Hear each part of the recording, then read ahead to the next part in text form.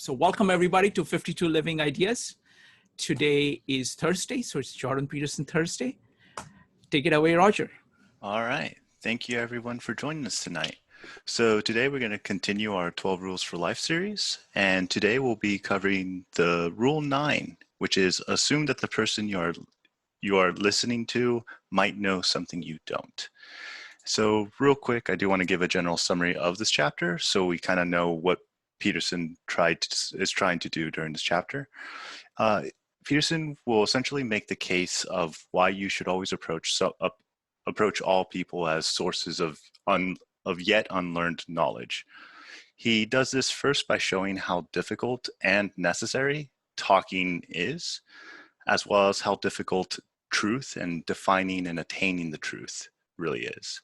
From there, he then will make the case of why talking is an excellent alternative to thinking, and why thinking and talking are very integrally connected. And finally, he'll kind of explore different ways of listening and different types of conversation before finally explaining the best one to engage in when you're engaging in conversations regarding the truth. So the first section is called Not Advice. And in this one, he starts by kind of opening with the idea that psychotherapy is not advice, contrary to popular belief. It is not, when you go to a therapist, the therapist is not supposed to just tell you what to do or tell you how to solve your problems. That's not the purpose of a therapist. And he points out that a lot of times advice tends to be more of a form of dominance than anything else. The fact that you're asking for advice means that you don't know what to do and the person you're asking to does, right? So it's already a form of somehow the person you're asking for advice is at a higher level than you. And what he points out that psychotherapy is more of a genuine discussion of mostly listening. And he notes that people will often tell you the most amazing things about themselves if you actually listen genuinely. He gives a small anecdote about meeting one of his clients, and almost right away, she opens up and says that she's a witch and that her covenant has been working to establish world peace. And he kind of points out, it's like, that was just a very quick introduction to my client, and already, it's like, I didn't even know witches existed. And now, he's immediately interested. And he kind of points out just the fact that humans in general are actually like that, that we all have this amazing story, but normally we don't tend to normally engage in that. And sorry, and I also forgot to introduce my panelists with my mistake. I already just jumped into it. But I'm also joined by Aaron and Ben, which will be our two panelists. And since I already missed that introduction, did you guys have any general thoughts about the chapter? Yeah, the first part starts off with Jordan explaining in terms of being like a psychotherapist. But as you get later on, I think that those lessons are going to be applicable to anyone. And when we get to the point, we'll see that there's many different types of conversations. There's lectures, there's genuine conversation, but we're going to also discover that the highest form is the mutual exploration conversation. But it's really interesting. It's really interesting to hear Jordan's perspective as a psychoanalyst and what kind of wisdom he's gleaned from that. Yeah, I really like the personal stories that he kind of gives in, and then like how he ties it in. And Ben? Yeah, so you're saying just general comments right now? Yeah, just general comments or overall view of the chapter. Yeah, I just think it's so interesting that he's talking about how much you can learn from people if you really listen, and then in his context of frequently being misunderstood. And I've been, when I started listening to him, I was training to be a minister, a Unitarian minister. And so most of the voices I was hearing within my group, I felt were misunderstanding him. So it was just a challenge of, okay, what can I learn from them? And so that's the lens that I was reading this chapter with. That's really interesting. And he does kind of jump right into the deep end with like one of his first examples, because he jumps into a client that the pseudonym is Miss S. And what he notes about her is that when she first comes in, she, seems quite very professional, presents herself very well, and quite quickly opens up and says, I think I've been raped. And, that's already, Peterson notes like, well, that's already a very complex situation because of the ambiguity of I think and everything else. And then she follows that up by 5 times, right? So Peterson kind of is quite honest and frank about a lot of his thoughts here. It's important to note that as he's sharing his thoughts in the book, these are not things that he said to his client, which is very different. But he notes a couple of things, and he notes that as she's telling him the story before she even does, he notes that more than likely alcohol is already involved. And just a little bit of background as to why Peterson brings this up is Peterson's got his main training was on alcohol and addiction when he was younger, and then shifted to other subjects. But so he knows quite a bit about addiction, and he notes that the effects of drinking and how alcohol functions. He says that alcohol is actually pretty great for several of our fears. One of them being it gets rid of our self-conscious from people. In other words, we don't care what others think. So this is something you often see with people when they're very drunk, is that shame or that guilt that you would normally feel from the social realms no longer active. And then the second thing that it does is it makes you act in a way where you understand the consequences of your actions, but you don't care about the consequences of your actions. I want to just add in here that Jordan says that he has these thoughts like at the tip of his tongue throughout this ordeal. And there's actually like he actually says, like, I actually have like a left-leaning side of my brain that's screaming at me, you're a victim, let's get you help, and I'm so sorry this happened to you. And then there's like a conservative side of his brain that's like, you need to be more responsible. You can't just go out every night and drink, and how you got to get your life, you're asking for it, you got to get your life in order. And he said that as tempting as it is to jump in with either this left or right approach, the best thing to do is absolutely remain silent.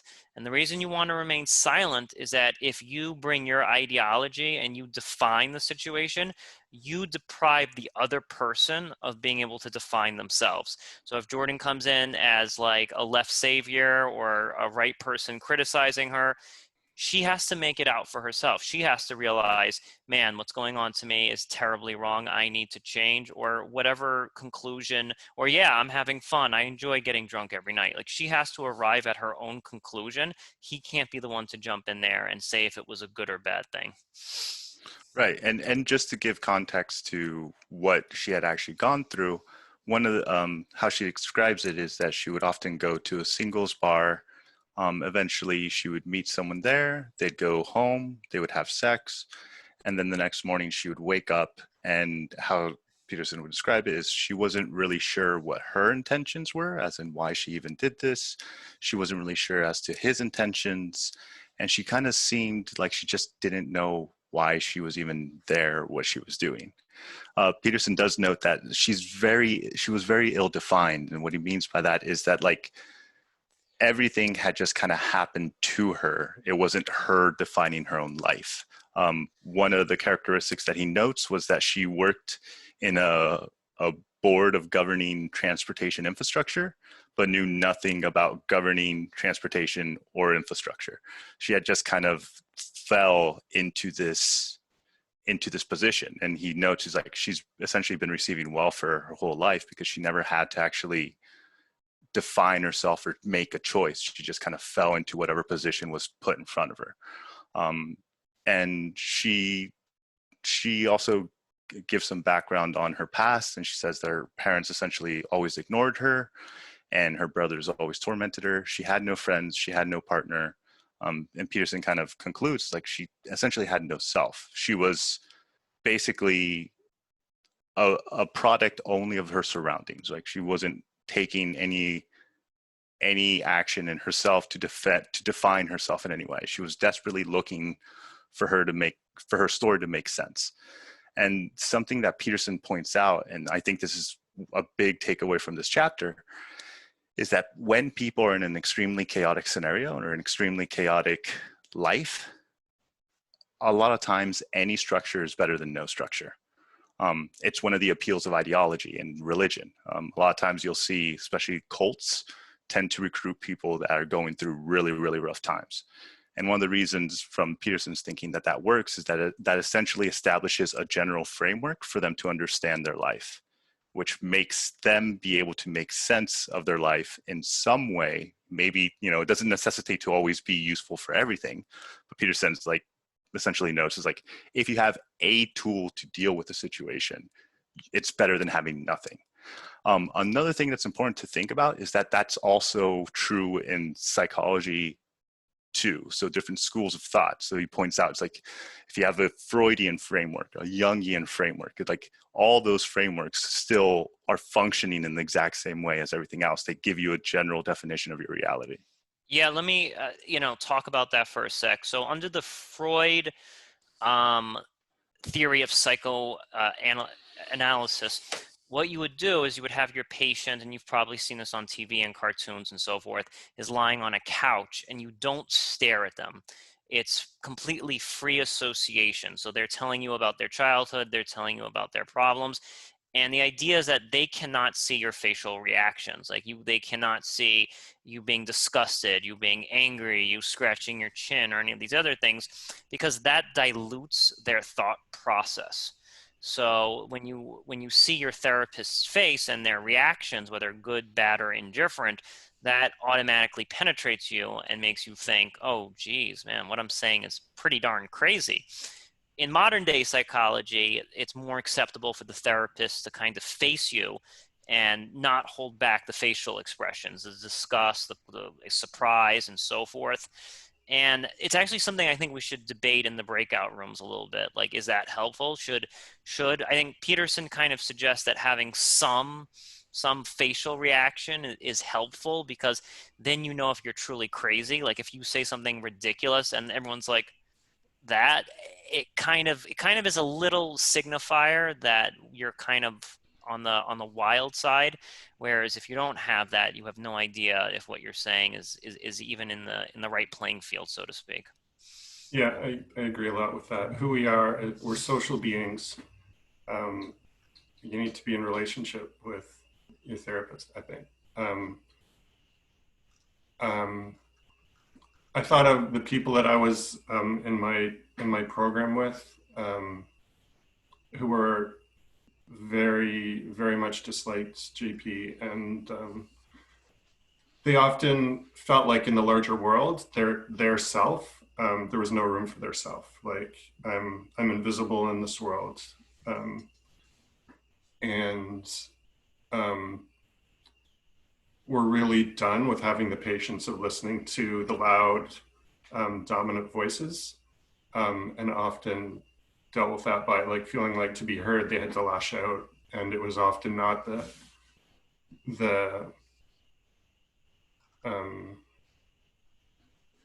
not in a place to make their best arguments. So I feel like if I hadn't been in that program, I probably wouldn't have stuck with them and listened to them as much as I ended up doing. And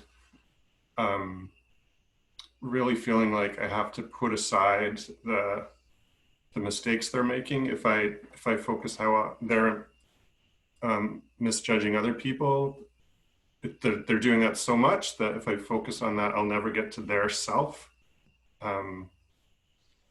And yeah, like you said, once we get, there's a lot there once you get to somebody's self. And Abraham posted in chat about Carl Rogers, and I thought of unconditional positive regard. JP phrases that as the best in me is connecting with the best in you. And I think that's how you get to somebody's self who's not used to having a self. Right, that genuine connection of both two people attempting to be as honest as they can with each other. And that's actually something Peterson notes that is when boiled down to completely, that is essentially what makes a successful psychotherapy is two people that are able to actually be fully honest with each other and to listen. So both the client and the therapist have to genuinely open up. This was something I really like, because it's also from Jung too, and it's why Jung kind of always pushed for a religious dimension to psychotherapy also, because if someone comes up to you and, you know, tells you they're worried about, you know, a crisis of faith, or they've lost their religion, then it's like, okay, well, if the therapist hasn't been able to manage that or hasn't handled that, then you're not really going to be able to help a client that's going through that. And it's this ability of being able to be open in a real way. And oh, go ahead, Aaron. You got, oh, sorry.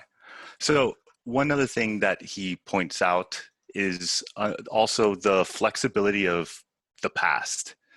And contrary to popular beliefs, many of us kind of believe that the past is the past and it doesn't change. Peterson points out that that's not exactly true, and at least not psychologically. And he gives a good example where he tells you to imagine two different movies. It's like in one movie, it's one of those sad, tragic movies. I thought about Risk Cutters, a love story. I don't know if anyone's ever seen it. But essentially, most of the movie, it's somewhat depressing and kind of sad. But then at the end, it has a real happy ending. And Peterson points out that though through the experience of watching that movie, most of the time it was kind of negative emotions that were kind of pushing you down. At the end, the fact that it has the happy ending, that redeeming ending, makes the entire journey worth it. And then he also points to the inverse, which I thought more of like a Game of Thrones, where you have a very exciting and entertaining movie, or in this case show, with a lot of events, and you're having a blast. But at some point you're like, I really hope they can nail this, because I don't know how they're going to hook this all together. And then it abruptly ends, and it's, and then, they just kind of wash their hands. They're like, all right, well, that's that. And Peterson points out that you'll likely feel angry and annoyed and dissatisfied, even though for most of that experience, you were actually having a good time. And he points out that the present completely contextualizes the past constantly. And the reason he brings this up, that's very important, because as he's talking about Miss S, it's whatever context you add to her story, that's how it gets perceived. And especially with someone who's so ill-defined as she is, there's a big danger for all therapists to kind of accidentally or unintentionally put in their own biases that then redefines how they perceive their own life. I also want to say something about this, and this like little paragraph actually just made me think tremendously about like having a really terrible present and having a really awesome present, but the outcomes might be different. So let's say, for example, you're like hunkering down, you're working full time, going to school full time, your days are just nightmarish, you hate them. However, you have all that pain and suffering, but then at the end, you're working a great career and you're exactly where you want to be in life. Your future is now redefining your past, where you're like, man, I am this successful lawyer now, but thank God I went through all those like sleepless nights and studying and so forth. So having a crappy present can be rationalized if it turns out to be an awesome future. On the converse, let's just say you're having an awesome present. You're partying every single day, going on vacation, maxing out those credit cards, and just having like tons of fun. You're having an awesome present. But then in 10 years from now, you're like, geez, what did I achieve with my life? And he kind of uses like the example of like movies. You might have we have all of these like fun action movies coming out where there's explosions and all this cool stuff happening. But then when the credits roll, you're like, what did I get out of this? Did I really get anything meaningful? Whereas if you have a more slow, drawn out film and the credits roll, then your eyes are kind of tearing. You're like, it was totally worth it. So it's kind of important to think about how time plays with whether we view something as negative or positive. That's, yeah, very good point. And also, so Peterson kind of finally wraps up the section by pointing out what Aaron had covered about these two different viewpoints just as examples, right? That he says, like, look, if I had a little bit more of a left-leaning ideology, I could just summarize her memories and experience as look, your suspicions that you were raped are fully justified. The doubt, it's like your doubt is only more evidence that you've been victimized. He essentially points out, it's like, I could insist that her sexual partners have an obligation to make sure that she's not too impaired. And he points out, it's like, and all of this would be true, and she would accept it as true, right? Like everyone in there would accept it as true. And then he's like, and if there was a more right wing, like a right leaning ideology, you could point out that's like, look, you're a danger to yourself and others, and you kind of need to wake up. Like if you go to a singles bar and you get too many drinks and then get taken home and then have sex, it's like, well, that's quite literally one of the reasons why it's established. And like there are plenty of nuances there. It's like, but that is something that is at least a possibility that you need to be prepared for. Like you need to also take some initiative. And Peterson points out this, like, it's the Nietzschean pale criminal, the person who has who at one moment dares to break the sacred law and the next moment shrinks from paying the price.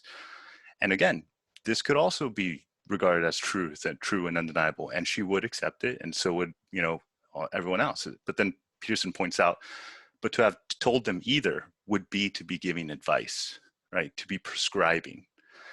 And which then leads to the next section, which is, instead, he listened. And due to several other reasons, which he doesn't go into, he points out that he couldn't finish therapy. But he points out, is like, look, at the end, she left my office being slightly less ill-formed, but at least she didn't end up being an embodiment of my personal ideology. In other words, a big risk of therapists is to impose your own views of reality onto the person you're trying to treat.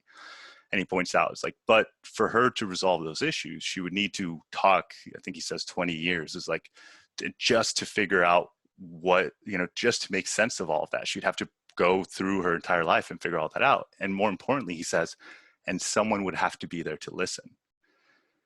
And the reason is, he believes that talking is thinking. Talking allows you to strategize and to simulate the world and to kind of build a theory of what you should do and what could work out. He gives an example of two young kids, and the younger kid says, we should go on the roof, right? And when he says that, what is happening is he is creating a simulation in his mind of the world as he understands it, and imagining himself on the roof. And then his older sister, who has a little bit more wisdom, says, no, what if dad sees you? Or no, what if you fall? And that's new information to the younger child, which he then integrates into his model. And he's like, oh yeah, that's right. That's also a possibility. Maybe that's not a good idea. But what Peterson points out is, like, you're doing both at the same time. As you're talking, you're also updating the map of what you think reality is. And I think also Claire's in here. I just wanted to see if she had any thoughts herself, but I'll let her get situated. I think she just came in. Yeah, thank you. Thank you. Sorry that I'm late, but I think you're hitting that really beautifully. And he comes out of this long story of several of his clinical practices, and especially this with this specific patient, saying that he's learned not to take other people's self-growth for his own, and not to steal his clients' problems, and not to be the hero in someone else's story. And so he's really laying out this process of sort of self-criticism as a mode of thinking. And I think we've already really touched on this, that when you're approaching the truth with an open heart and sort of grappling with it, that's a really self-growth moment and a process of thinking. And Peterson does give a very interesting definition of thinking here. What he says is, like, real thinking, most people actually aren't able to do. They're not. It's a pretty hard thing to do. That's quite straining. And what it requires is that you essentially create two separate avatars, or another way to think of it is you split yourself into at least two. Can I maybe add something? I think, like, Peterson uses the word avatar. I kind of like to use the word attorney. and the way it goes down in your brain is, like, let's say you have a project at work. There's usually two very powerful forces that are going to be at play in your mind. Let's say that project is a total failure. one, I'm the worst possible human being on the face of the earth. I can't do anything right. Everything I touch turns to garbage. Or two, it's everyone else's fault. It's my boss's fault. It's my coworker's fault. It was the train was running late. And you have like these two forces. It doesn't always have to be that issue, but it's some combination thereof of like, you can't do anything or the world is out to get me. And none of them are right, but none of them are wrong either. And you need to kind of make two attorneys or two lawyers out of those arguments and be like, well, my boss did give me a really short deadline. He said tomorrow. That wasn't enough time. However, I didn't quite get enough sleep. I stayed up and watched Netflix all night.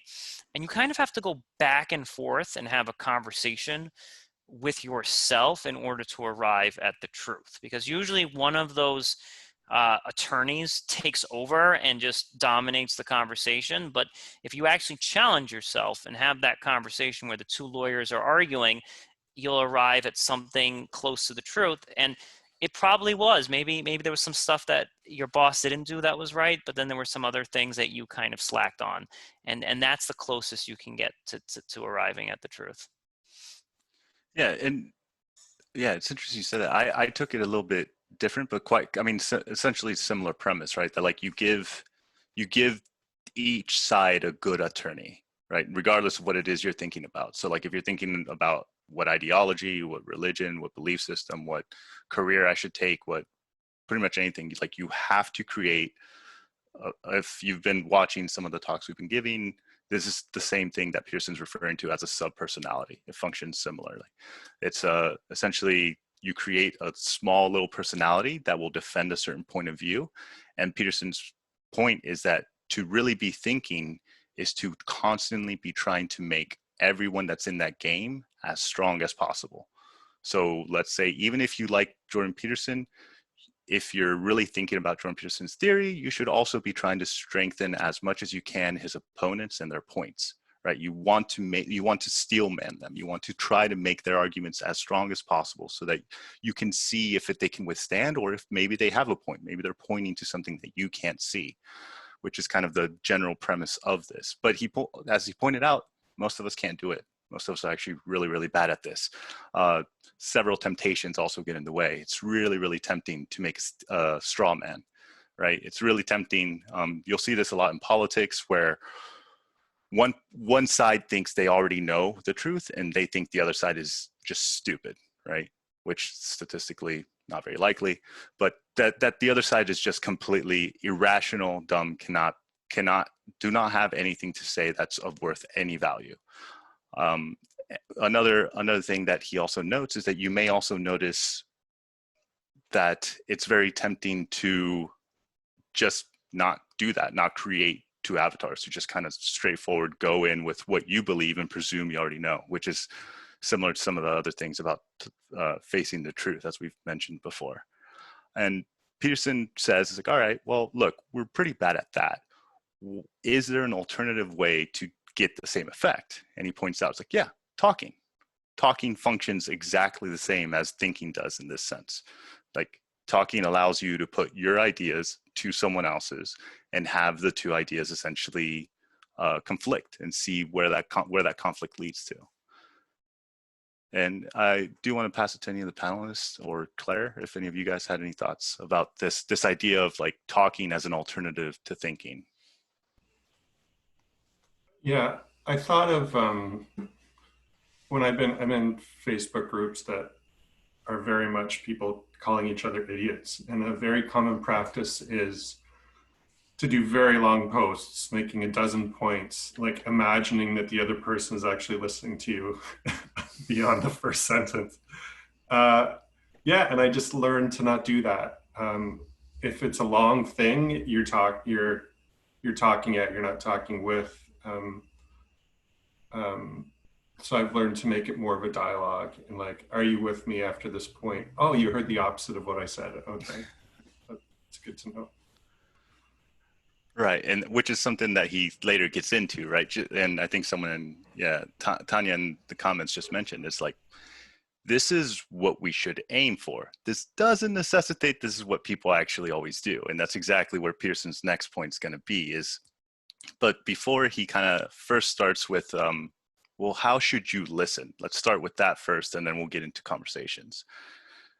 So the first thing that he points out, and Aaron kind of already touched on this, is the Freudian method and free association. And, why did you have the couch? It's like, well, because in therapy, you tend to be extremely vulnerable. You tend to share the most intimate parts of you.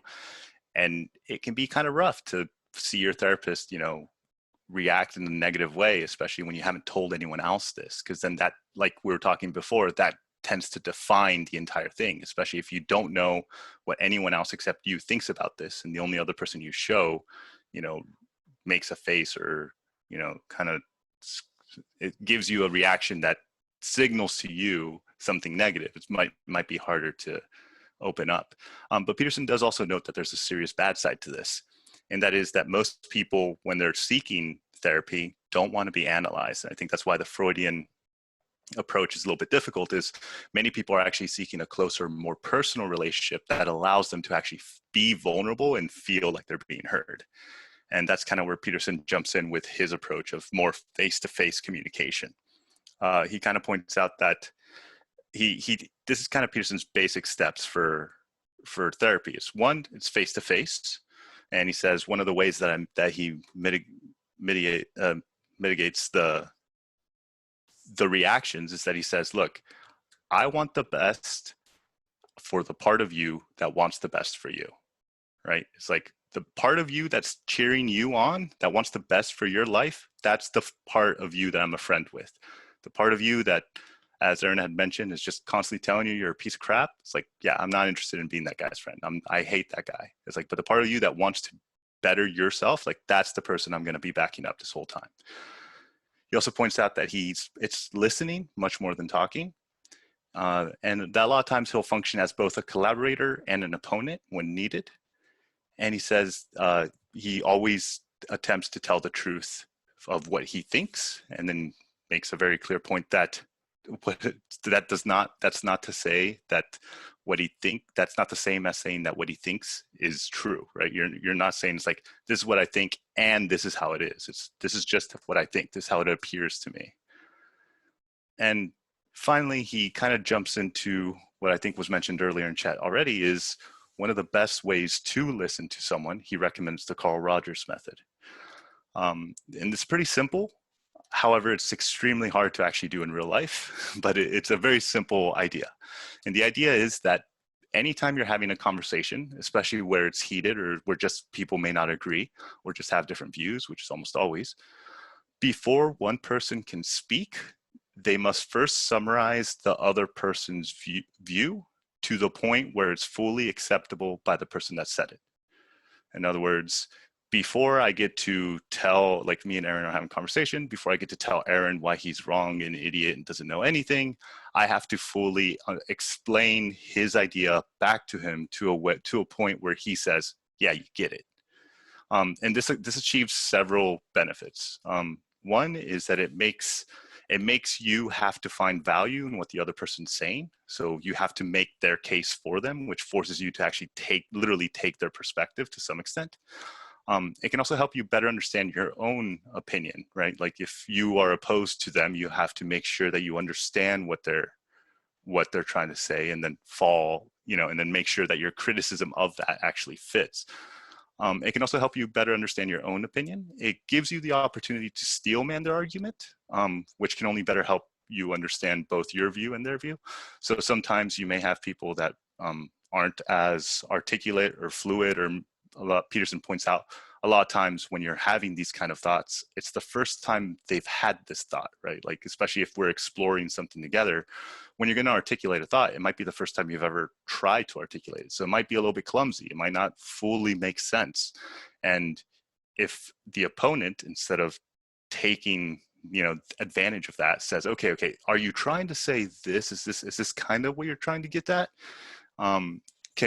You can both learn more information and help them get their point out. And then finally, it assures the person that they are being heard and understood before any new information is added. So it's much harder to feel attacked or for it to devolve into a fight. It's really, really useful in couples also. At least I've found when I can remember to do it. But anyone have any thoughts on the Carl Rogers method? Because I love that method. I feel it's really, really hard. It's really hard to put in practice. But Yeah, no doubt. I think Peterson says that most of us are not default listeners, we're evaluators. So everything that we're listening to is, how am I going to respond to that? That he's wrong. No, that actually happened in 1912. You know, like we're constantly evaluating everything we hear, and it doesn't get us to be true listeners. And it's actually, if you want to argue with people, this method is actually going to make you a heck of a lot more effective. Let me just tell you that, because on one hand, you're really going to know your opponent's argument really, really, really deeply.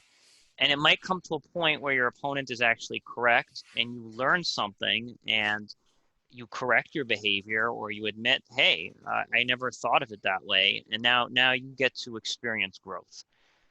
On the flip side, when you actually negate your partner's point, it's going to be very, very specific. You're going to be able to lead that sentence with, well, you said earlier that you wanted all people to do X. And now in your rebuttal, you're being very specific to what it is that that person said. And now you're making them kind of eat their own words in a sense, because now they actually said something and now they kind of have to confront something they actually said, as opposed to something that you're just bringing out from your own mind or from the external world. I think it's really brilliant. And it's funny, he said that the two arguments that are least likely to follow the Carl Rogers methods are arguments on economics and politics. So isn't it funny how messed up the world is today? Roger, can I add something? Yeah, feel free. Claire, go ahead. No, go ahead, Shrikant. Okay. See, Roger, we looked at Carl Rogers quite a bit in our meetups here in New York. We did, I think, 2 or 3 different meetups on just this idea of authentic relating. So let me just spend maybe 3 minutes giving. So like this is there is a commonality between Carl Rogers and Carl Jung, because both of them think that human beings are just these magnificent creatures. And then the puzzlement is that if we are such magnificent creatures at the core, how is it that we are so miserable?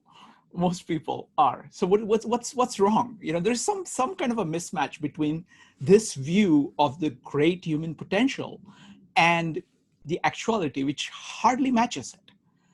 And both of them, in their own way, have very similar answers. So I'm going to kind of do a composite of their answers. So both of them think that at the core, we are these magnificent creatures.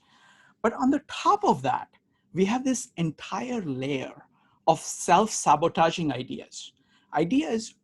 Wrong ideas about who we are, about what other people are, and about what the world is, which undercut us every time we start off. So these are our own ideas about us. Then on the top of that, we have these shields. You know, Carl Jung would call it a persona. So you have these thick shields that are you're trying to protect us from other people, trying to portray us as something else. So here are these magnificent creatures with this entire layer of undercutting themselves and with these thick shields banging against one another. Okay, that's what is going on. Now, Carl Rogers' solution to this problem is simplicity itself. It's saying that try to authentically relate to the other person. Now, what happens when you try to do that? When you do that, actually, the shields, they dissolve a little bit. And the self-sabotaging ideas that they have are actually different from the ones that you have. So you see something about yourself and about kind of the human potential if you genuinely try to listen to them. So that mechanism of just trying to relate to the other person, though it seems very simple, is a way of kind of reducing the shields that we wear and correcting some of our self-sabotaging ideas. Because you will notice if you really listen, that, okay, that person doesn't have that, and they're doing okay, or something like that. So so there is a lot to be learned from that. So just wanted to add that, because that has been a kind of a recurring theme in our meetups. Absolutely. Claire, And go ahead. I think an adverse side effect of that is that people start reacting to you differently. And so Peterson says that if you start to behave in this way of sort of open listening without any premature judgment, people suddenly start to tell you exactly what they're thinking, because they gravitate toward this sort of joint exploration, and they start to explore with you, and with very little deceit, they're just trying to put their ideas out to make meaning of them. And that people will tell you sort of the most amazing and absurd things, and if anything else, this makes life interesting, right? Like, now finally we can have true conversations with people where we're orienting ourselves towards something interesting. And then sort of in the next section, he goes out to lay out what are a bunch of the common conversations that we all deal with, and why are they all so miserable? And I think that he does a really good job of hitting these all on the head, so that you're like, okay, these are sort of all the types of interactions that I could go through. So Roger, I was going to dive into that. Is that cool? Yeah, jump in. So the first one is, so he kind of starts out the section saying, not all talking is thinking. There's a lot of different types of conversations, and there's a lot of different motivations for conversation. So the very common one is a conversation, for example, where one participant is speaking merely to establish or confirm his place in the dominance hierarchy. And I think we see this a lot. So in each conversation, the person or the other person is concerned more with his potential or his substandard potential compared to the other person, and trying to relate. And so this conversation becomes sort of constant topping each other. And then as that one person is thinking about what you're going to say next to top the other. So a second type of conversation, it's closely allied to the first, is where one person is saying something sort of off topic and waiting anxiously to speak, but not listening. This is something that we often see hosting meetups, where a bunch of people join, and you sense those smaller crowd of people that they just came to talk about one thing. They have a preconceived notion. They have some great World War II story that they always want to bring to the conversation. And as that other conversation is happening, they're constantly thinking, okay, how do I relate this back to that thing that I really wanted to talk about? And then thirdly, there's a conversation where it's a debate, where each party is trying to win the argument, and for the sake of the point of view. So not for the sake of the dominance hierarchy, but for the sake of pushing forward a certain particular argument. He says when this happens, you can sort of only arrive at the certain preconceived notions that person came to the argument having. So they didn't come to have some conversation about the truth that they could both wander together. They came to prove their argument, and therefore they can only get to the extent to which their goal was, because they weren't sort of preconceived toward the truth. So he lays out these arguments so that we can all relate to those conversations that we've had in order to offer an alternative. And that alternative, something that we dove into last week, which is this joint exploration, mutual exploration, a conversation that involves a lot of listening and is very conscious to active listening and what emotive behaviors are being given off in that conversation that might kind of have mutual side effects. Yeah, I think, Claire, you got it really awesome. I think that was a great summary. And it's like, the other thing he says is that a lot of people kind of go in with like this idea, I think he calls it a priori arguments, where you already have in your mind what it is that you want to say, and that person's not going to change. This also sometimes happens in front of people that one person agrees with. So they're kind of rising, they're kind of trying to like rise in the dominance hierarchy by getting their friends to laugh at you and be like, oh, look how smart I am, and like look how foolish you are. And no one wins in this, because now you've kind of just upset the person that's staring across from you, whereas you could have learned something new and you could have broadened your social circle. But now you may have impressed your friends, but now you've completely just alienated somebody that could have potentially helped you down the line. Yeah, Aaron, there's two, I think, social points here, which she doesn't make in this, but are very related. The first is the idea of sort of social anxiety, or what do you do in a group when you're not having that easy one-on-one conversation that you can relate to? How do you open that up? And I think Peterson really opts for doing what you can in groups to individualize your experience. So in a social group, if you're in a party, you're super intimidated, you just want to leave, identifying the source of your intimidation. Who's the person at this party that I'm the most scared of? And zeroing in on that conversation, having a truthful exploration, and suddenly you'll kind of back down for that. The example he uses in the chapter itself is a group speech. Like, public speaking is the most painful thing that everyone really hates. But it's because of this sort of amalgamous reaction where you're trying to get feedback from a crowd, which is impossible. And he really does advocate for the best public speakers identify a person in the crowd and speak to them for a given point, and then move on and really have that individual reaction. And so I think there is in this the idea of orienting toward individuals, especially in that social group, Aaron, where, who knows what the majority says.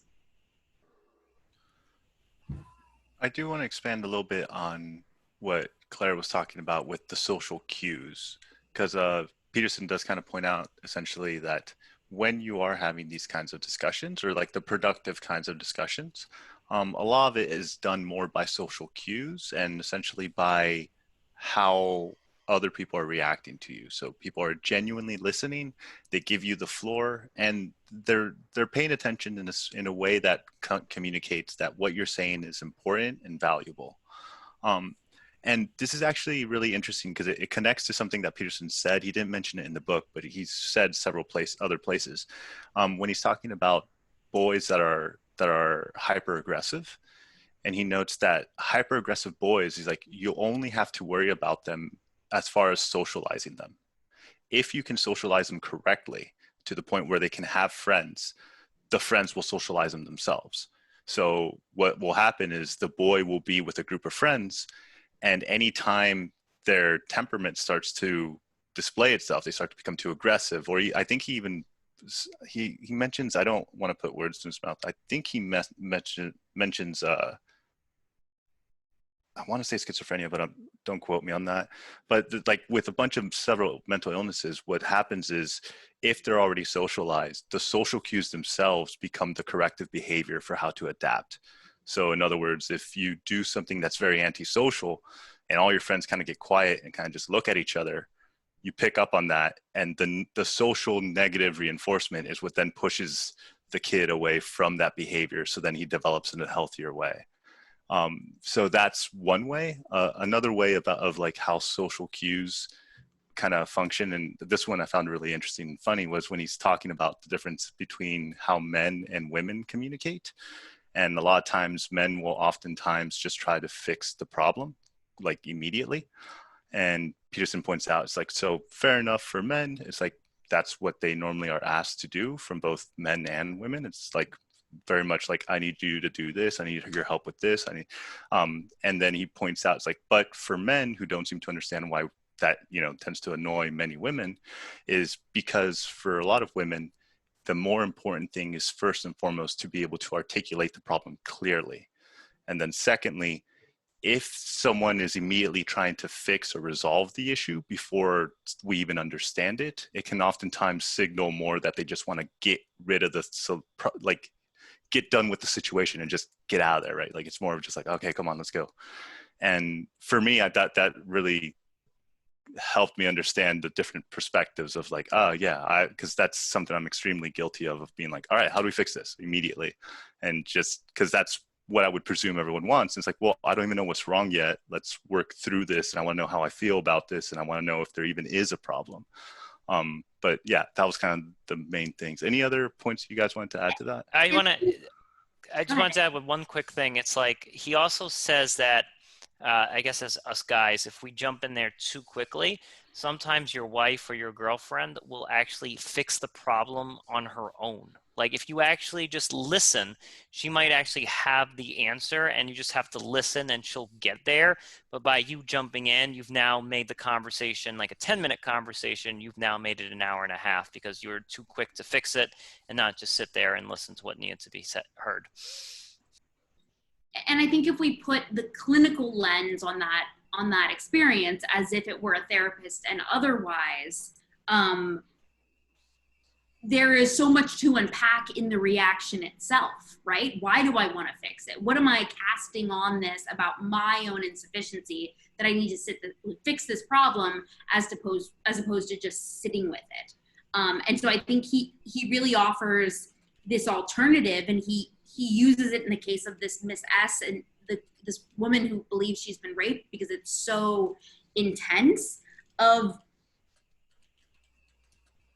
first of all, coming to the conversation knowing with positivity, knowing that you're trying to do something good for humanity and for this person, just having that hat on. And then telling the person what they're telling you makes you feel. What hat does that put on for you? How does that reaction feel? And so in a clinical practice, this goes something like saying, when you said this, it made me feel this way. Let's unpack that. Is it because of me? Is it because of some historical preconceived bullshit that I have?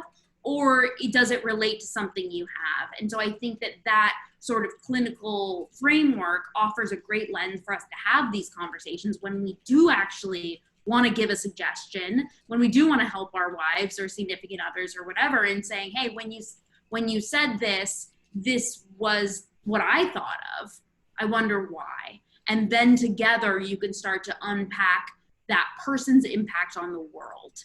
And then you're orienting their compass. And that's really valuable. All right. And that kind of brings us to the final version of conversations. And this Peterson identifies as the deepest form of conversation. And it's the realm of philosophical discussion, right? Essentially, the purpose, the topics tend to be of high importance. So what we're talking about actually matters and it's important. The search is genuine. It's not just abstract. So it's not just for fun or to be really good at debates or things like that. It's like you actually care about what is being discussed and it's something that you need for your life. And he points out that it actually tends to be a very interesting thing that some humans do, because it actually, whereas most humans tend to try to strengthen their belief structure and strengthen the ideas they already own, when you enter into this mode of conversation, you're actually aiming for the exact opposite. You're actually trying to undermine your own belief structure to see how strong it can actually be. It's essentially a stress test for your beliefs. And during these conversations, you'll often find yourself listening to yourself as much as others are listening to you. That's like very much resonated with me, especially in the meetup group that I run with Maps of Meaning. A lot of times someone will say something which will then give me an idea, and as I'm saying it, it's the first time I'm hearing it. So like I'm just like, wow, like I guess, yeah, like I never even thought of that before. And it's like as I'm saying it, it's also me hearing it for the first time. And that's kind of a good sign that like that's what you're kind of into, is you're being honest about what effect the other person is having on you. And it's almost a stream of consciousness more than a thought out response. And did anyone else have any ideas about this last set of this type of conversation? The part I missed the first time I read this book was about the humor element of it. I know that's a little later. Can I go into that, Roger? Yeah, go ahead. These conversations, while they're comforting because they're based in truth, so they're not anxiety producing, they require a lot of courage. They're not easy. They require you to be on your toes and be avid. And so he starts to tell this story of the example he uses is like a group of Navy SEALs, I think, right? Navy SEAls, just as SEAls. I assume they're not animals. And they were all going to go to a party, and then one of the wives has to have brain surgery. They have to cancel the party. And instead of sort of giving this trite response of, oh, I'm so sorry, that sucks, that's so sad, he says, well, I just bought a non-refundable airline ticket to your party, so you guys better get better. And that there was something about the punch and the truth and the sort of optimism that came with that just no nonsense of, you're not going to be sick, I bought a non-refundable ticket, that made the conversation daring and, you know, anarchic to the point of recklessness, which is exactly the point where serious funny occurs. And he wonders, okay, where did that go in my life? Did I just grow out of it? Is that just like young competitiveness? Is it something that happens with class, that as people get more money, they aren't willing to push back on each other? Well, regardless, those are the conversations you want to be having. And I think that that's why when we talked about friendship, we were also stuck on our old friends, you know, the people we've known forever, because those are the people that can cut you in a manner of truth that you aren't ready for. And so I think, you know, that's something I skipped, and it's something I'm really bad at. I'm so bad at approaching a conversation with truth and not insulting people. Like, I don't know where that is, but there's magic to be found in that balance and in the true kind of approach to holding your peers accountable, that I think is worth mentioning. Anyone else? Ben, Yeah, go I'll ahead. go.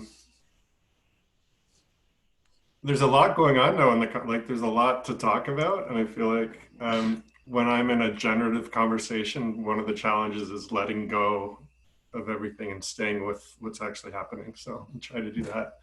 Yeah, I have a very high risk sense of humor. Like, that seal joke is something I would totally do.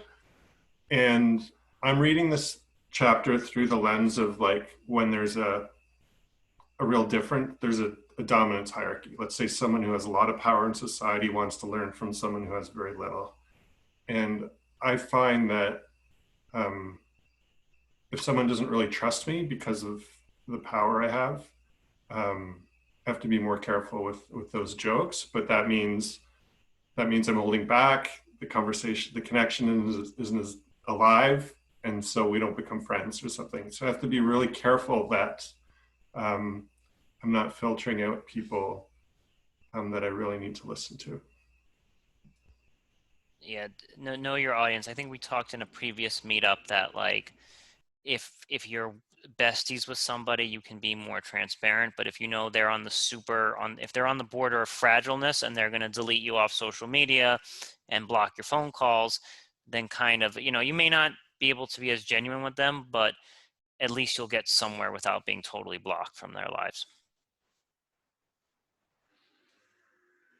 All right. And I do want to just close with Peterson's kind of closing thoughts about the philosophical discussions and the way of having those, because he points out that when both participants are in this type of conversation, both participants are trying to seek truth as close as they can to it.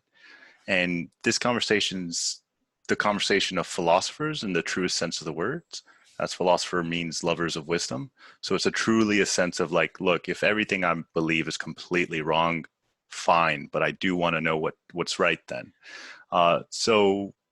And he closes it by saying that Socrates once was told that he was the wisest of them all because he knew only that he knew nothing.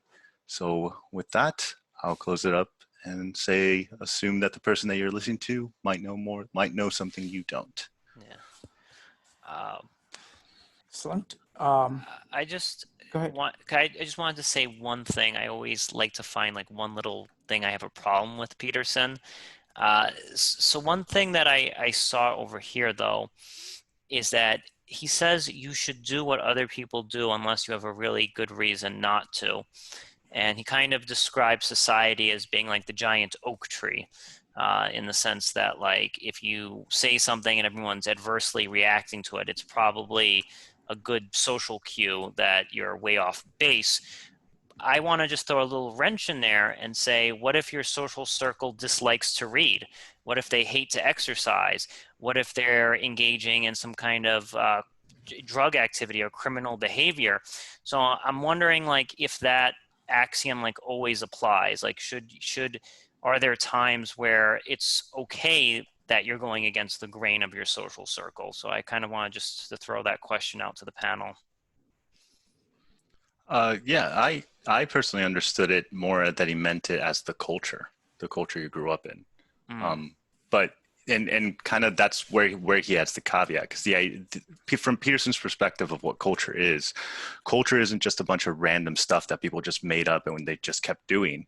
It's a bunch of adaptive strategies for survival that made a group cohesive enough to create the very society and place that you're actually living in. So then the idea is like, if we didn't have that, we'd all be aiming for different things, and there's nothing that then makes us a cohesive group. It's like, so the idea is like, look, we do constantly need to update that culture. It's like, but at the same time, if we just all always deviated from it, there'd be nothing that would actually make us a collective at all. So then the idea is like, yeah, like most of the time, they're doing something that at least has some value, or at least has had some value in the past. It's like, so don't break from that unless you have a good reason. So like the learning one, it's like, you'd probably have a good reason to break from that, because like it actually makes us better if we learn how to read. Right. I guess it just comes down to your social circle, though, because like if you're in a bad social circle and you're a teenager and everyone's trying to pressure you to do drugs or something, like that's like an example where you have to evaluate the entirety of your circle and then make an appropriate choice. Yeah. Right, shall we go with Q&As now? Okay, so it's going to be Mike, Lisa, Stefan, Kaiten, and Joe next. To line up for questions, just go ahead and type an exclamation mark in the chat. Please keep on topic, be brief, and be courteous. Feel free to say, disagree with anything, but be courteous. All right, Mike, go ahead. Hi. So I was just wondering if, based on the listener idea, that we are assuming that people know more or know something that we don't, we should still consider that they may also take offense to something we say, and we may take offense to something that they say they may not have intended. So back to this idea of offensive humor, of like high risk humor. Because like we would say a joke, and for us, perhaps in our social circle and in our social norms, this will be completely acceptable. And then in their social circle, especially even if they know us pretty well, for them, this may be a huge culture shock. And then the idea is, who is in the wrong? Is it us for having this norm, or them for having that norm? It's just cultural relativity at that point. Yeah, I think before looking at right or wrong, I would just think of it as, let's say I swear and someone else doesn't want to hear swearing. So I've just drawn a circle and I've said this room is inside the circle of swearing, and that person doesn't want to be inside the circle. So we just found, like, I've just drawn a circle that doesn't include the other person. And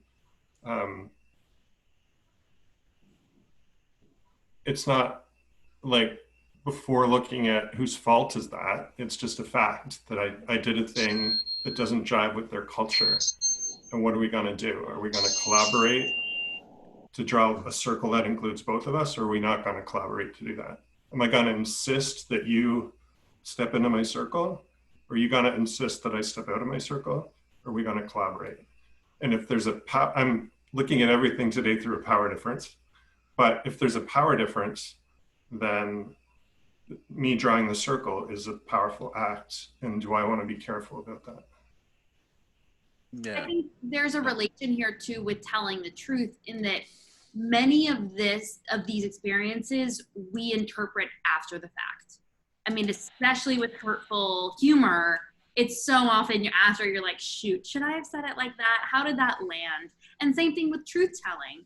Was I being honest? Why did I say that? I could have put it this way differently. And I think just the pursuit of it and just having the wherewithal after the fact to say what motivation brought me to say those, that's all he's asking for. You know, I think so much with this, it seems like it's a hard line, and it is, but it's a hard line that you're aiming towards. And your interpretation as how you fail to do that, that's just living life, and it's okay to fail. One other thing is, Jordan points to social class and education, like you can make more couth and like unrefined jokes with that. I think it comes down to shared experiences. Like when you're meeting somebody for the first time, you want to be super formal with whoever that person is because you don't know a darn thing about them. But then once a few years have gone by and you've been through some stuff together, then you kind of have a sense of humor that sort of develops between the two of you. So I think it's more of a shared experience thing than necessarily like a social class thing, but that's just my thoughts. Okay, so next one up, so it's going to be Lisa, Stefan, Kate, Cotton, Joe, Abram, and Laura next. Lisa, go ahead. Okay, what if you are searching for a dialogue from your audience and you don't get one because your audience doesn't feel scripted because they don't have a script to go by to interact with you in a dialogue form, and they're uncomfortable in a meeting situation? How do you proceed with that? So in a situation where they have to talk to you? Well, you're in a meeting and your audience and you're kind of, you're hoping to have a dialogue. Mm-hmm. And you're not getting one from your audience, one or two people, and you have this air about you because you know about what you do. You know the information that you're talking about, but you're asking questions, and the questions aren't received well because your audience is so used to having a script already in place to respond. And so how do you proceed? Gotcha. With something like that? I feel like I'm in a stuck situation with something like that. Yeah. And what? Well, I was just gonna say, because I mean, at the end of the day, from this rule's perspective, it's more a matter of, it's not quite these kinds of conversations because this is because these are more dialogues of like seeking of philosophy. Right. From personal experience, I would say the best way is to, one, don't ask open questions to a general group, ask questions to a direct person, because then socially all the responsibility narrows down to that person, and now the whole room knows that there's an expectation for that person to respond, right? So if you ask direct, rather than being like, has anyone, one of the things I do for my job is facilitate meetings. So like I've been there where you ask a question and it's just dead silent. So once that happens, I'll normally ask one person directly a question, which then puts them to at least get a response, and then kind of moving around the room. But yeah, like I think from this book's perspective, it's much more focused on trying to have ideological or just philosophical conversations more, which I don't know if you'd have at work. I like Ben's point too earlier about power, and really realizing what power you bring to that dynamic and what that power dynamic sort of is. And I think there are ways in conversation when you want to build someone up to knock yourself down a little bit in order to open it up. So all those modes of showing vulnerability and even showing that person where you're trying to go. Hey, I really need you to overperform on this. I don't know how to, I don't know how to motivate you, or I don't know that you're feeling into it, or really showing that vulnerability and really showing that person where you're trying to get with them and opening up, I think will allow them to answer that potentially more forthrightly. So consciously play humility, play with the humility that you carry. Yeah, in that dynamic, it sounds like you really do want that, and you don't know how to act. And so approaching that with that joint exploration and trying to empower that voice, I think could be effective. Okay. Okay. Let's Elisa, sorry about that. We should let's not do follow-up questions. Let us leave dialogue for the breakout rooms where we can get to the kind of bottom of things, because I want to get to as many questions as possible. Okay. Next up is Stefan, Katin, Joe, Abram, and Laura. Stefan, go ahead. Hi, so I've been thinking about something that Roger said at the beginning, and I'm paraphrasing, I'm not sure if exactly he said this, but if you ask somebody a question, then you're implicitly telling them that they know more than you. So in the dominance hierarchy, you're going to be moved down, from my understanding, just a little peg, and they're going to move just a bit up, even if it's just between the two of you. So I'm thinking that if you go to a person seeking advice, then maybe there's just a limited amount of chips you can cash in with that person, because if you ask them too much about too many things and try to learn too much from them, then they might just start to look down on you more and more over time if you do this constantly. Yes, and I think we've all been in that lived conversation. I think asking questions, I think more than bringing yourself down, it brings the other person up, right? That it allows them to tell their narrative and really bolster that. And so absolutely, but I think we've all been in those conversations where you just ask me 6 questions. Why are you doing that? Where are we genuinely going with this? And that's where, even to this last point, you better be ready to answer some questions, or you better have a follow-up to that question that tells a story about yourself. Because until you're ready to kind of give and take, you get what you give, then that's going to be an ineffective conversation. Okay, next up is Katin. Go ahead. Oh, hello. My question is, if you're having kind of starting with like some sort of a calm conversation, and then the opponent or the other person gets kind of in an elevated emotional state, and it's to you, it feels like an attack, and then it gets your adrenaline going. I mean, what's the best way to recover from that? I mean, it's like you don't have a pause button, And same for if the opponent has no response, so kind of puts you like say they're giving a cold shoulder, or so that kind of thing. I think if you feel upset, you can say it. They probably noticed. You can just say, "Wow, can we just take a breath together," or something. I don't know if that's too woo-woo for you. That's totally something I would do. But can we just take a breath for a sec? And just saying that humanizes the relationship. Could go a long way. Yeah, I would definitely second that, what Ben said. Essentially just being like, okay, I think we're getting a little too heated here. Let's slow it down. Kind of conceptualizing it as in, hey, at the end of the day, what we're talking about is ideas. I'm not trying to attack you, right? Like at the end of the day, it's not about you or me. It's about the ideas that we have, and we're kind of both just trying to explore this together. Kind of reestablishing that it is kind of, it's a mutual exploration, not a combat situation. And as far as someone giving you the cold shoulder, that's kind of the big thing with this is it takes 2 to tango. Like it requires someone else that's willing to engage in this. I have a friend who used to come to one of my meetups that would always say, he was a therapist, and he'd say the worst clients were apathetic teenagers, because they just wouldn't engage with the conversation at all. Like nothing he said would get them to even respond or talk. So at the end of the day, if you want to have a conversation, it has to be a dialogue. It can't just be a monologue between 2 people. Next up is Joe. I'm sorry, I almost forgot my question there for a moment. But one of the things that I was thinking about was, it was interesting to read how he said that, we have these fixed positions, and specifically economics and politics.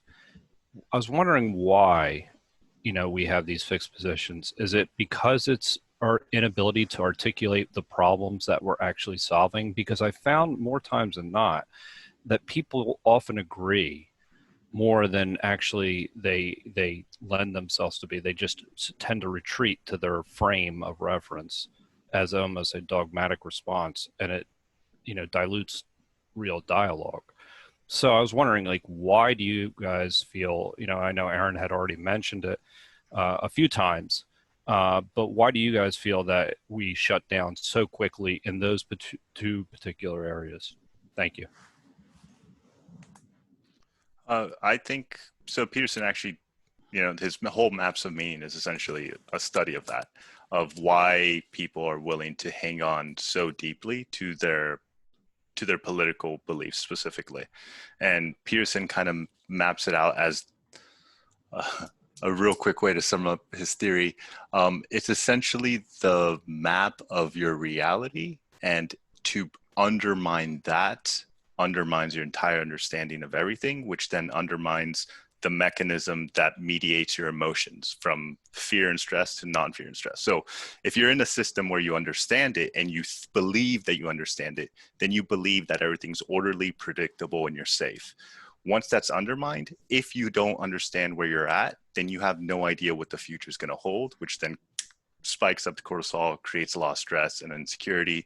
Humans don't like being in that, so we rather attach to that. And he was really interested in how the Cold War almost killed all of humanity over ideas, right? Like that seemed like a very illogical thing. I highly recommend Maps of Meaning if you're more interested in those kind of views.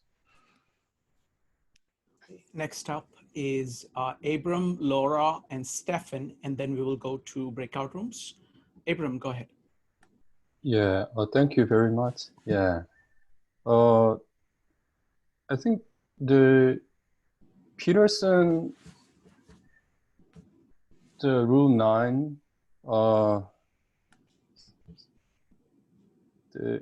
regarding Carl Rogers' idea of empathic listening, I think we tend to use conversation like a tool to get there, something to push through our idea, but in itself as kind of small ends, which leads to bigger end, which is mutually benefiting or helping.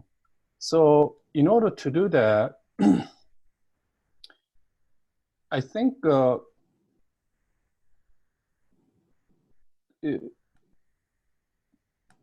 if someone does not have that kind of attitude, it would be a mindset that would be not easy. So like the concept of gentleness, in order to be gentle, you need to know who you are. You need certain type of authenticity, identity, and power. From that, you can be too gentle to others. I think this listening might lead to someone from, let's say, growing up in Catholic church or certain Asian culture to be more passive listener. Let's say, I'm not saying Jordan Peterson intended to do that. So, or in the concept of agreeableness and assertive training and embracing your shadow, basically Peterson seemed like you need to be strong, you need to have ground. But you can choose whether you will listen or not even listen. So that's kind of how I picture it. I'd like to know how you see this contour of things. Yeah. So yeah, I think let me make sure I understand, because what you're saying is like it seems like he's kind of pushing two separate things. On the one hand, he wants you to integrate your shadow and be assertive and not be too agreeable and actually say what you think. But at the same time, he also wants you to be passive and listening and wanting to understand the other person, which seems to kind of go against that. Is that what you're trying to kind of point to? Yeah, Rule 9 seemed like be a model to others, but the other portion of shadow, you embrace your shadow and journey, seems like a archetypically father's voice or words. So how do you balance them or reconcile them? Yeah, so I would say one is you can listen, but at the same time, if you're only listening, that's not a conversation anymore, right? Like if all you're doing is having other people tell you what they think and you don't ever get to be able to express yourself, it's like that's not a beneficial relationship. It's not even a conversation, right? So the idea is like a good conversation, the conversation he's trying to point to is where both sides are listening, but also both sides are actually speaking. And in the Carl Rogers example, it's not that you can't talk, it's you don't talk until you're able to explain to the person what you think they think and they agree. And then it's your turn to say your point, and then they give you the same thing. So it's more of a mutual exchange rather than a submission to someone else, if that makes sense. And then that's totally okay with you still being assertive and, you know, feeling empowered to voice your own opinion and to voice your own views and to speak your own truth. Okay, next up is Laura. Laura, go ahead. Laura, you need to unmute yourself. Sorry. Go ahead. Miss S, I want to go back to her for a minute. What if Miss S started out the night kind of drinking, and while she was starting in that process, she eyed a guy that she thought, wow, I'd really like to hook up with him. And then she keeps drinking. She eventually hooks up with him. You know, she wants to go home with him. She knows all that kind of planned out in advance. She goes home and she wakes up in the morning and sort of faces the reality, like, what the hell am I doing? Why did I do this? And so goes to feel that in a way that she can sort of rectify it. She was raped. You know, she became a victim in a setting where she actually she actually orchestrated the situation, but hates herself for having done it. And the only way she can sort of deal with it is having become a victim. You know, can she play out that scenario and make somebody, you know, sort of believe it? And Well, Yeah. how can she dupe the psychologist in effect? That's exactly the point of this conversation. Yeah. And it's so much less about the outcome. And I think that, wow, how brave for Peterson to use rape as a way to use, like, play this example is really bold. But that's what he's saying is, first of all, the point that this woman had to get to come to a psychiatrist and say, I think I might have been raped 5 times, and to be grappling with that in itself is the conversation. And that in itself is what she needs to tread with. And so he goes on to say, I mean, was I raped in itself is such an excruciating question to have to answer, because there's so much. What is rape? What is this? Where was I? How many drinks did I have? Like, it is all gray area.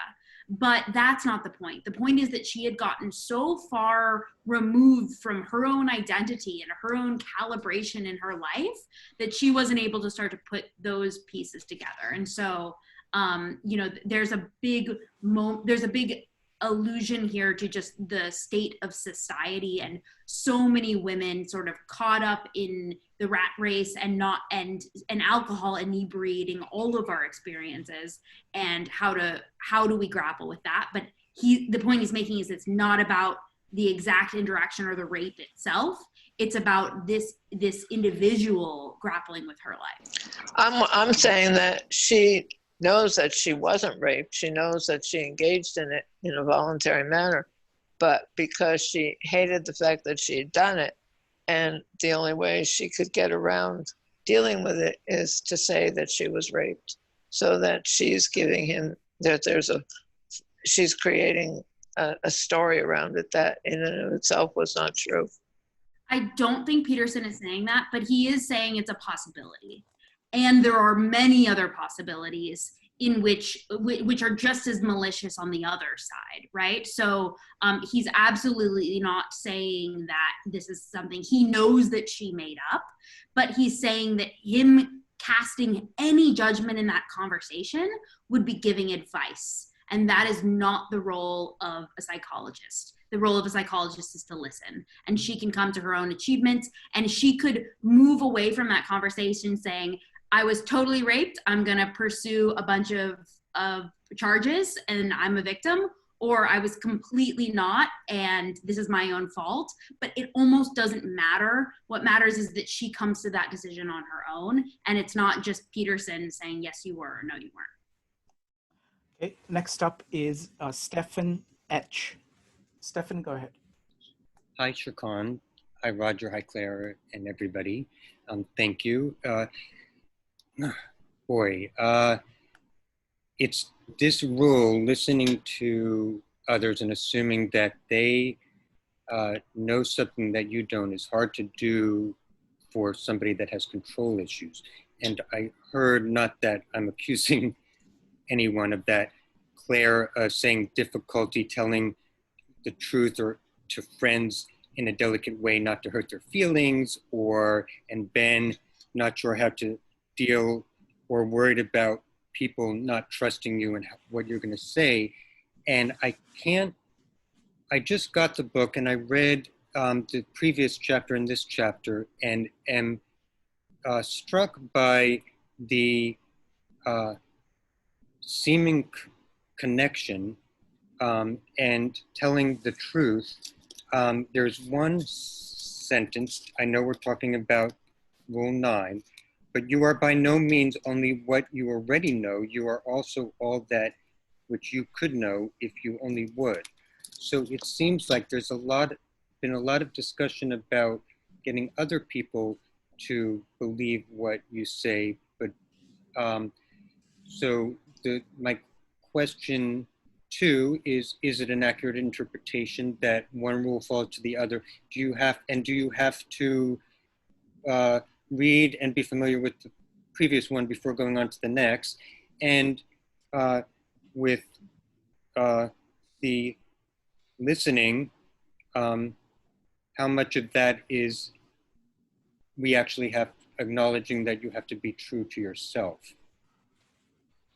Yeah, so I would say all these chapters can function by themselves, but they are enriched by understanding the other things he's talking about, right? Like, one of the criticisms of Peterson is that it's like, oh, the rules are really, really simple, and it's like, well, yes, they're simple because they've been around forever. And his point is actually that, like, yeah, we all know them. None of us follow them because we don't value them, because we don't understand them. So actually understanding why these things were important in the first place, such as telling the truth, such as seeing people and engaging in a genuine dialogue, are all valuable. So I think even if you just read, for example, chapter 9, and your concept of why truth matters, like, well, I guess that seems important. It can only be enriched by reading chapter 8 and being like, yeah, that is actually pretty important and pretty deep. And the second question, sorry, what was it, real quick?